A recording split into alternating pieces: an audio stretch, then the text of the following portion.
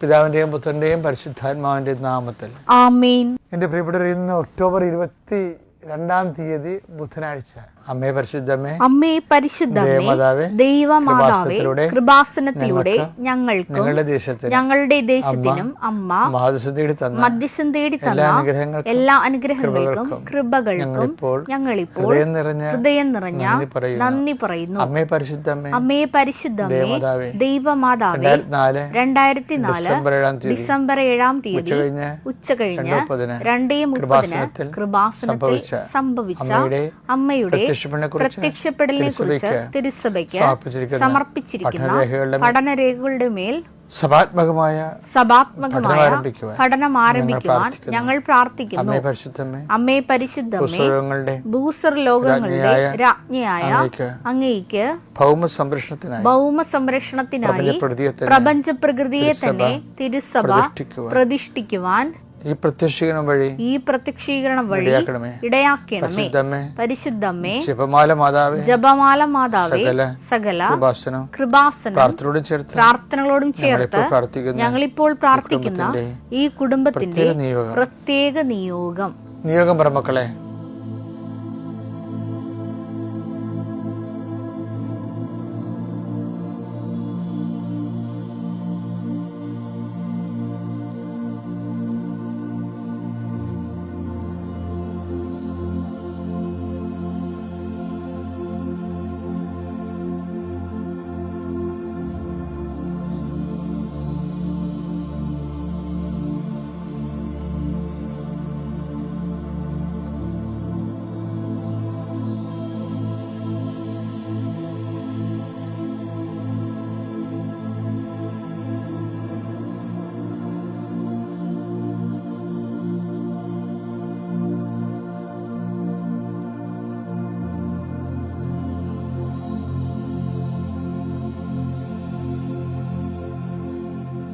അമ്മയുടെ പ്രത്യക്ഷീകരണത്തിന്റെ ഈ അനുഗ്രഹവേളയിൽ ഞങ്ങൾക്ക് സാധിച്ചു തരുവാൻ കനിയണമേ.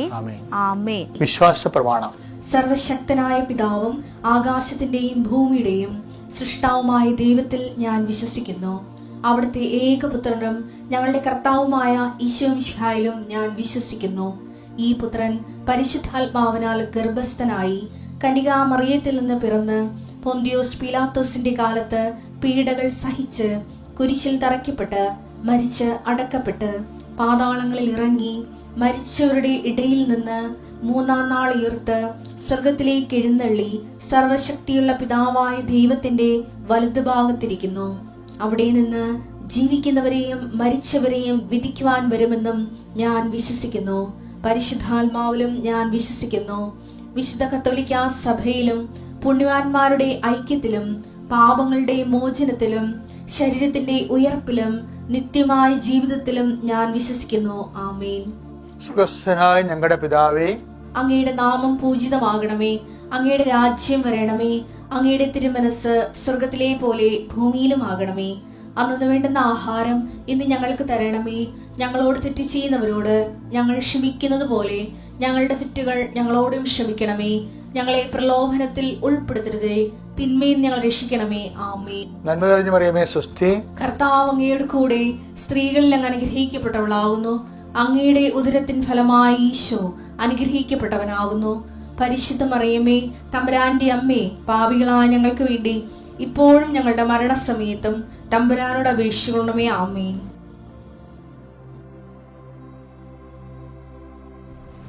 കർത്താവേ, നിന്റെ ഉന്നതമായ നാമത്തിന് സ്തോത്രം ചെയ്യുന്നു. അങ്ങനെ മക്കളെ ഉടമ്പടി എടുത്തവരും എടുക്കാത്തവരും പ്രാർത്ഥിക്കുന്നുണ്ട്. ഈശോയെ, അവിടെ ഉടമ്പടി അനുസരിച്ച് ജീവിക്കുന്നവരെ സഹായിക്കണമെന്ന് പ്രാർത്ഥിക്കുന്നു. ഈശോ കർത്താവേ, അങ്ങനെ മക്കൾ ആദരവോടെ രേഖകളും പിടിച്ചുകൊണ്ട് മുട്ടയിൽ നിന്നുകൊണ്ട് പ്രാർത്ഥിക്കുകയാണ്. ഈശോ കർത്താവേ, not by merit but by grace, നിന്റെ കഴിവ് കൊണ്ടല്ല എൻ്റെ കൃപ കൊണ്ടാണെന്ന് അരുളിച്ചത് കർത്താവിൻ്റെ അതേ വചനങ്ങളിൽ ആശ്രയിച്ചുകൊണ്ട് അങ്ങയുടെ മക്കളുടെ ശിരസ്സിലും ആ രേഖകളിലും ഞാൻ കൈവച്ച് പ്രാർത്ഥിക്കുന്നു. കർത്താവെ, അടിപ്പഴ പോലെ വൈദാഘാതം പോലെ ദീപികമായ ശക്തി ഈ വ്യക്തികളിലേക്ക് ഇറങ്ങട്ടെ എന്ന് പ്രാർത്ഥിക്കുന്നു. ഈ മക്കൾ അങ്ങനെ ആർക്ക് വേണ്ടിയാണ് ഞാൻ പ്രാർത്ഥിക്കുന്നത്? ഈ സമയത്ത് അവരെ വലത്ത് വിടത്തും വീട്ടിലും വഴിയിലും ജലത്തിലും കരയിലും മുകളിലും കർത്താവ് പ്രത്യേകിച്ച് യാത്രക്ക് ഇറങ്ങുന്നവരെ അവരുടെ വരത്തുവിടത്തും വീട്ടിനും വഴിയിലും ജലത്തിനും കരയിലും മുകളിലും ഹൃദയത്തിലും കർത്താവിൻ്റെ സാന്നിധ്യവും സഹവാസവും സംരക്ഷണം ഉണ്ടാവട്ടെ. എൻ്റെ ഈശോയെ, ഇന്നത്തെ വഴികളിലൂടെ അവർ സഞ്ചരിക്കുന്ന വഴികളിലൂടെ ഉപയോഗിക്കുന്ന വാഹനങ്ങൾ, സ്വന്തമായി ഡ്രൈവ് ചെയ്യുന്നതായാലും ശരി, മറ്റു വാഹനങ്ങൾ സഞ്ചരിക്കുന്നതായാലും ശരി, കർത്താവിൻ്റെ സാന്നിധ്യം നിന്നെ നയിക്കട്ടെ. അപകടങ്ങളില്ലാതെ കർത്താവ് സമയത്തിന് മുമ്പേ എല്ലാ കാര്യങ്ങളും ഉത്തരവാദിത്വം തീർത്തുകൊണ്ട് പ്രാർത്ഥനയ്ക്കണയാൻ ആവശ്യമായ കൃപ അങ്ങയുടെ മക്കൾക്ക് നൽകണമെന്ന് പ്രാർത്ഥിക്കുന്നു.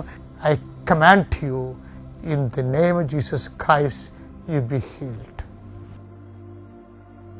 പ്രോബ്ലം ഇല്ലാത്ത ആൾക്കാർ എവിടെ ചെന്നാലും പ്രോബ്ലം ഉണ്ടാകത്തില്ല.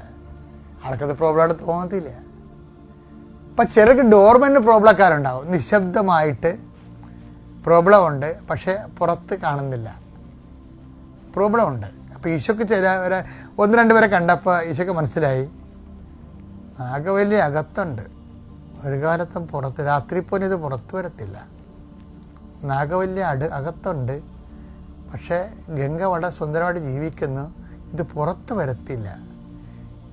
അപ്പോൾ ഈശോ എന്ത് ചെയ്ത് പുറത്ത് വരാൻ പറ്റിയ 2 സിറ്റുവേഷൻസ് ഉണ്ടാക്കി. ആരെയാണ്? ഈശോ ഒരാൾ ടേക്കപ്പ് ചെയ്ത അവസരങ്ങൾ കൊടുക്കണ കാണാൻ. ഈശോ പറഞ്ഞു, നമ്മൾ ജെറുസലേമിലേക്ക് പോവുകയാണ്, സമറിയ വഴിയാണ് പോണത്. അവർ ജോണും യാക്കോബും യോഹന്നാനും കൂടി പോയി സമറിയയിൽ പോയി നമുക്ക് രാത്രി താമസിക്കാൻ ഇടം ഉണ്ടാക്കാൻ പറയും. അപ്പോൾ വളരെ ശാന്തമായിട്ട് നാഗവല്ലിൻ്റെ ഉള്ളിലിരിക്കുകയാണ്, പുറത്ത് കാണുന്നില്ല. അപ്പോസ്തലന്മാർ പിശാചുബാധരാണെന്ന് ഞാൻ പറയുകയല്ല. എൻ്റെ പേര് എൻ്റെ അടുത്ത് കുതിര കയറാൻ വരരുത് നിങ്ങൾ. ഞാൻ പറയുന്നത് സുവിശേഷം നിരക്കാത്ത ഒരു സ്പിരിറ്റ് എക്സോർ വഴി ആരിലുണ്ടായാലും ഈശോ അത് അഡ്രസ്സ് ചെയ്യുമെന്ന് ഞാൻ പറയുകയാണ്. അതാണ് എൻ്റെ ഉദ്ദേശം. അത് ഇൻക്ലൂഡിങ് മൈ സെൽഫ്. ഞാൻ കണ്ടനുഭവിച്ച ദൈവത്തെ നിങ്ങളോട് പറഞ്ഞു തരുമ്പോൾ നിങ്ങൾക്കത് അനുഭവം ഉണ്ടാകുന്നത് കൊണ്ടാണ് നിങ്ങൾ കൃപാസനത്തിൽ വരികയും ജീവിതത്തിൻ്റെ പ്രശ്നങ്ങൾക്ക് പരിഹാരത്തിൽ പരിശുദ്ധയുടെ മാധ്യസ്ഥം തേടുകയും ചെയ്യുന്നത്. That's okay.